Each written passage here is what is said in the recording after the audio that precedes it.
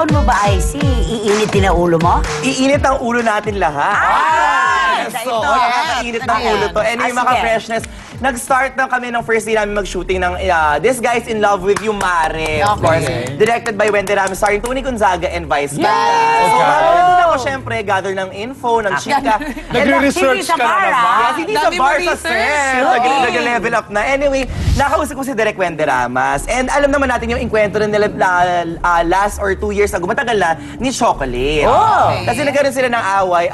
Nagkaroon sila ng away sa set at maraming misunderstanding. Pero i-research na lang natin kasi matagal na yun. Nagtututweet si Chocolate ng panira kay Direk. Yes, and yun nga, and si Chocolate kasi is nalilate sa set and mas nauna pa si Miss Sharon Cuneta. So yun yung pinagsimulan ng away na yun. Lumelebel. Yes, yung issue na yun on itself, di ba? Pero ito yung pinaka-latest na nangyari. This year lang, si Vice kasi, tinry niya gumawa ng paraan after Private Benjamin na magkaayos yung dalawa. Nagtutulay. Yes, after nung victory party, sabi ni Vice kay Direk Wen na, Direk ba, punta tayo sa laugh line, sa punchline, kung saan nagsiset si Chocolate. Tapos, para magbati na kayo. Tapos si Direk Wen, go naman na mag-reach out kay Chocolate kahit hindi naman siya naman yung nasaktan. And si Chocolate naman, nung kinuusap ni Vice sa dressing room, or girl, andyan si Direk, magbigay-pugay ka na lang later. Sabi naman ni Chocolate, sure, matagal na yung issue. Ang ganda. Ang ganda nung issue, ang ganda sana nun, di ba? Pero, ang nangyari, sabi ni Direk Wen and ni Vice, is hindi nga nagpakita si Chocolate at umalis na lang.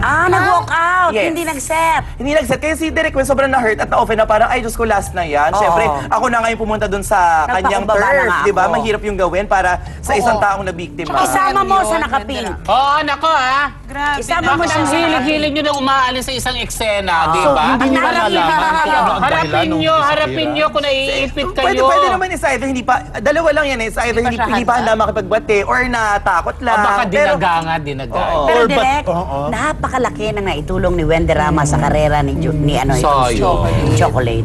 So mula pa noon, hindi nakausap ni Vice si Chocolate para kunin ang dahilan kung bakit hindi niya hinarap si Direk Wen. hindi pa sa ngayon. Outright na Pero siguro Eh, yun nga, si Vice kaya gumawa ng paraan, and yun nga, recently ko lang nalaman na prior to si Vice, maging Vice ganda siya, na marami na pala nasasabi si Chocolate kay Direk Wen about Vice, kaya ayaw niya kunin na kesyo masama ugali, diva. Totoo yan, totoo yan. Si Chocolate gumagano na pala kay Direk Wen, hindi pa nun sikat si Vice ganda. Tapos nung nalaman ni Vice, wala naman siya sinabi kay Chocolate. Which says a lot about Vice in fairness. Walang masamang Pero tinapay. alam mo, looking at it, parang hindi lang si Direk Wen ang binastos niya, pati si Vice. Pati si Vice. Gumagawa na ng tulay Eh, yung tao marami na rin nasasabi si Chocolate about Vice. Pero si Vice, hindi naman nagsasalita anything about Chocolate kahit kanino. Kahit hanggang ngayon. You know, ang masasabi ko lang dyan, maybe it is not yet time or maybe there shouldn't even be any time for this. Diba? Ay nako, maglubalog ka dyan sa kayabangan. Yes. Di ba uminit ang ulo nyo, di ba? Sige, Icy, palamitin Anyway, mo. mga ka-freshers, eto naman ang ating express sa Sabog Top 3. Express Pasabog Top 3. Miss World sa Pilipinas magaganap. May good news para sa ating mga kapatid ang pamunuan ng Miss World Philippines sa pangunguna ni Miss Cory Quirino. Ayon sa balita, ang Pilipinas ang napiling host country ng Miss World competition para sa taong 2015. Hindi lang ito magandang balita para sa mga gustong sumali, kundi isa na naman itong pagkakataon para maipakita natin ang ganda ng ating bansa sa buong mundo. Sigurado ngayon pa lang ay excited na ang lahat sa paghahanda para sa nasabing kompetisyon. At syempre, todo suporta ang ating mga kapatid. Eto, nagbabalik na naman tayo sa Juicy para sa Bonggang Feed. Okay. Bonggang Feed. Oo.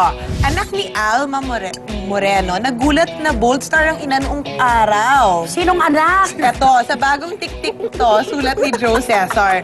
Nagulat si Winwin na sex goddess of the Philippines movies noong 1970s and 80s ang kanyang nanay. Nagsimula sa Eva Fonda. Oo. At nang mapanood niya ang Eva Fonda, ay hindi raw ito makapaniwala. Ay, napakaganda ni Alma Moreno.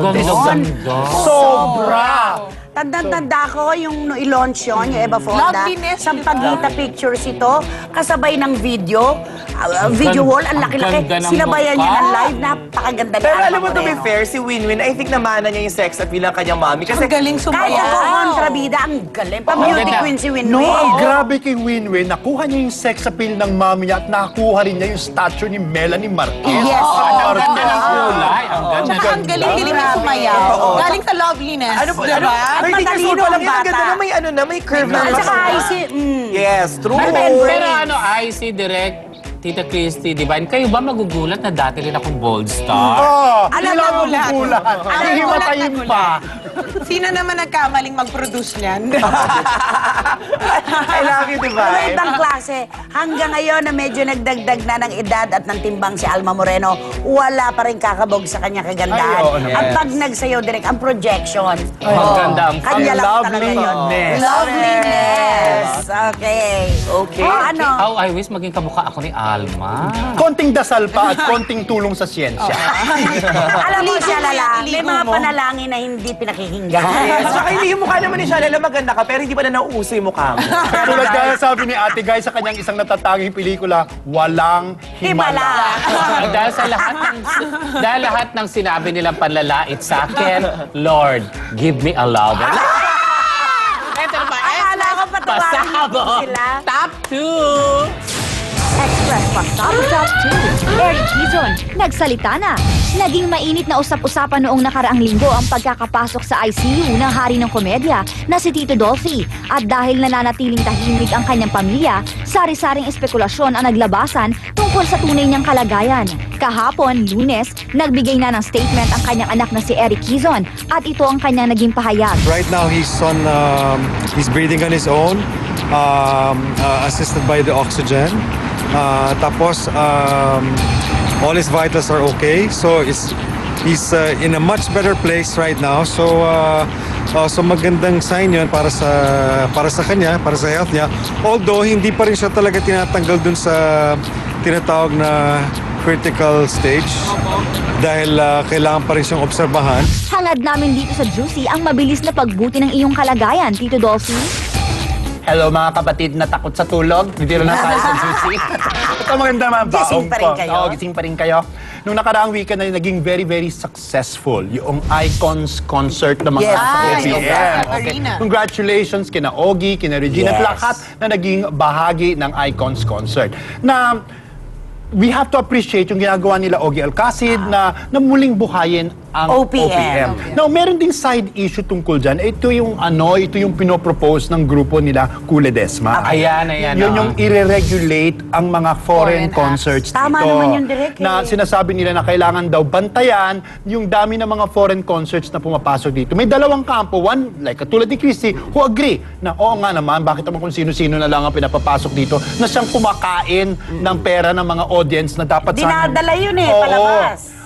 Tapos meron may ikalawang grupo na sinasabi, teka muna, hindi ba kailangan daw free trade? Sabi, kailangan daw ang mga Filipino performers, you have to keep up to par kung ano yung dinadala rito ng mga foreign performers. May mga nagsabi pa nga na medyo sabi, pag ang Pilipino naman pumupunta sa abroad at nagko-concert, hindi naman Amerikano nanonood Pilipino rin eh. Pilipino din. Sabi, kailangan galingan ninyo para magkaroon kayo ng international audience din. Wow. Diba? At Sabi, par kayo. at par kayo. Sabi ko, may tama rin yan. No? At ilan lamang pa ang naging successful na gawin niya. At maliban kay paborito ni Shalala, natatanging si Charis, di ba? Maliban Pero Of course, direct, Miss Lea maganda Salonga. rin yung sinabi ni Ogie na kung sakali na hindi mapipigilan ng mga foreign act dito, magbigay kayo ng 1% Equity. para naman sa OPM. Pero I agree. Sa gobyerno. Ano rin sana lahat ng front acts nila, Pilipino. Para at least, Pwede naman with yun, the no? YouTube, ganyan, makikita rin na international, kung Yes, mag-search sila ng oo. foreign act, kita yung mga Pinoy Sa natin. maganda din, Kasi ano hindi ba na nga kuya eh. OPM? And yung sinabi mo direct na yung mga local artists kailangan they have to keep up. Medyo I think it's kind of hard para kunwari international Ganong level. star ang labanan mo kasi meron mga ibang people kunwari narinig na kunwari si ganito magko-concert sa Pilipinas,